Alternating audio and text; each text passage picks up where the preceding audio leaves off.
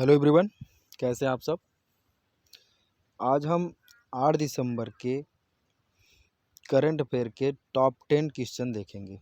Okay, चलिए पहला question कहता है कि प्रतिवर्ष राष्ट्रीय प्रदूषण नियंत्रण दिवस कब मनाया जाता है। ठीक, तो हर साल 2 दिसंबर को राष्ट्रीय प्रदूषण नियंत्रण दिवस मनाया जाता है। ठीक है, इसका डिस्क्रिप्शन ये है। ये प्रतिवर्ष 2 दिसंबर को राष्ट्रीय प्रदूषण नियंत्रण दिवस मनाया जाता है। ठीक है, राष्ट्रीय प्रदूषण नियंत्रण दिवस उन लोगों की याद में मनाया जाता है जिन्होंने 1884 में 2 और 3 दिसंबर को हुई भोपाल गैस त्रासदी में अपनी जान गंवा दी थी। ठीक है, तो 1984 में जो भोपाल में गैस का रिसाव हुआ था, उसमें जो लोग मर गए थे उनकी याद में ये राष्ट्रीय प्रदूषण नियंत्रण दिवस हर साल 2 दिसंबर को मनाया जाता है। ठीक है, चलिए आगे बढ़ते हैं। अगला प्रश्न कहता है भैया कि प्रतिवर्ष विश्व कंप्यूटर साक्षरता दिवस कब मनाया जाता है। तो 2 दिसंबर को ही हर साल विश्व कंप्यूटर साक्षरता दिवस भी मनाया जाता है। ठीक है, 2 दिसंबर को विश्व कंप्यूटर साक्षरता दिवस मनाया जाता है। विश्व कंप्यूटर साक्षरता दिवस पहली बार 2001 में मनाया गया था। ठीक, इसकी शुरुआत भारतीय कंपनी राष्ट्रीय सूचना प्रौद्योगिकी संस्थान ने अपनी 20वीं वर्षगांठ के अवसर पर किया था। ठीक, ये बाकी के हैं डिस्क्रिप्शन, आप वीडियो को पॉज करके आराम से पढ़ लेना। ओके, चलिए अगला देखते हैं हम क्वेश्चन। अगला क्वेश्चन कहता है कि हाल ही में प्रधानमंत्री नरेंद्र मोदी ने 10,000वें जन औषधि केंद्र का उद्घाटन कहाँ किया।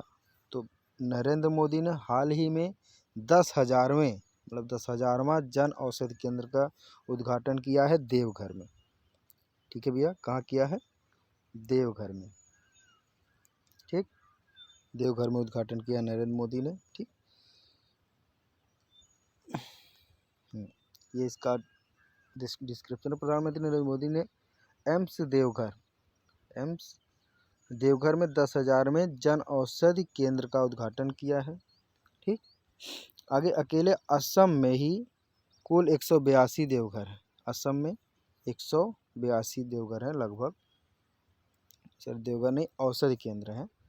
ओके, चलिए आगे बढ़े।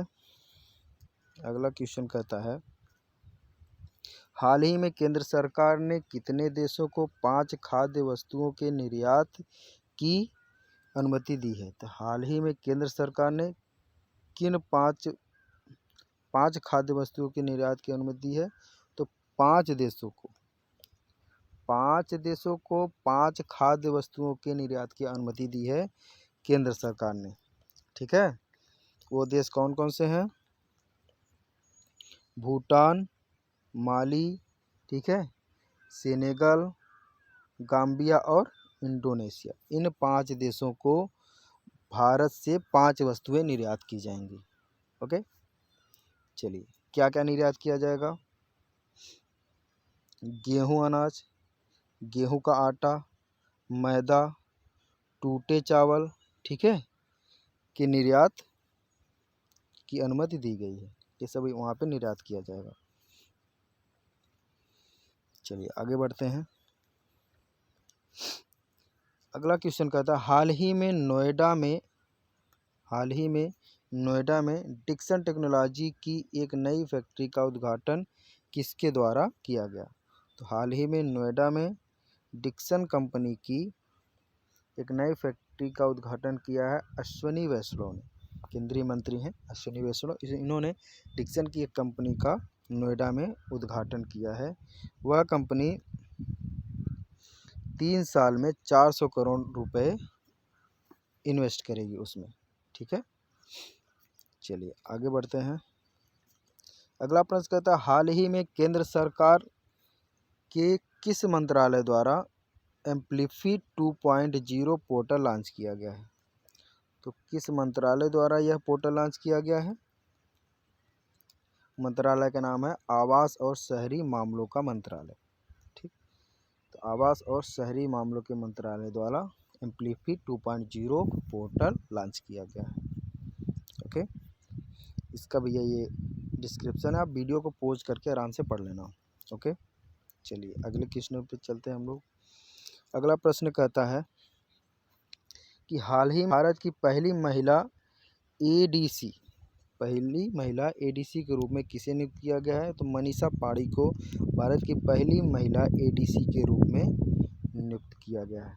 ठीक है, ये एक नौसेना अधिकारी थी 2015 बैच की। ठीक, 2015 बैच की क्या थी ये? भारतीय वायुसेना अधिकारी थी, नौसेना नहीं, भारतीय वायुसेना की अधिकारी थी। चलिए इसके आगे आप लोग ये डिस्क्रिप्शन आराम से वीडियो को पॉज करके पढ़ लेना। चलिए अगला है, ये कह रहा हाल ही में किस देश को अंतर्राष्ट्रीय समुद्री संगठन परिषद के लिए फिर से चुना गया है? तो भारत को अंतर्राष्ट्रीय समुद्री संगठन परिषद के लिए फिर से चुना गया है। ठीक है, ये इसका डिस्क्रिप्शन है, इसको आराम से पढ़ लेना वीडियो को पॉज करके। आगे है, हाल ही में तेलंगाना राज्य के नए पुलिस महानिदेशक के रूप में किसे नियुक्त किया गया है? तो रवि गुप्ता को तेलंगाना राज्य के नए पुलिस महानिदेशक के रूप में नियुक्त किया गया है। ठीक है, ये इस क्वेश्चन का डिस्क्रिप्शन है, इसको भी आप लोग आराम से पढ़ लेना वीडियो को पॉज करके। अगला प्रश्न है, अगर हाल ही में international institute for management development द्वारा जारी विश्व डिजिटल प्रतिस्पर्धात्मकता रैंकिंग 2023 में भारत का कौन सा स्थान है? ठीक, तो भारत का इसमें स्थान है 49वां। ठीक, भारत का 49वां स्थान है। इसका थोड़ा सा मैं पढ़ देता हूँ, बाकी आप पढ़ लेना। International institute for management development द्वारा जारी विश्व डिजिटल प्रतिस्पर्धात्मक रैंकिंग 2023 में भारत का स्थान कौन सा है? 49वां। ठीक, तो ये था लास्ट क्वेश्चन। मिलते हैं अगली वीडियो में 10 क्वेश्चन के साथ। Thank you.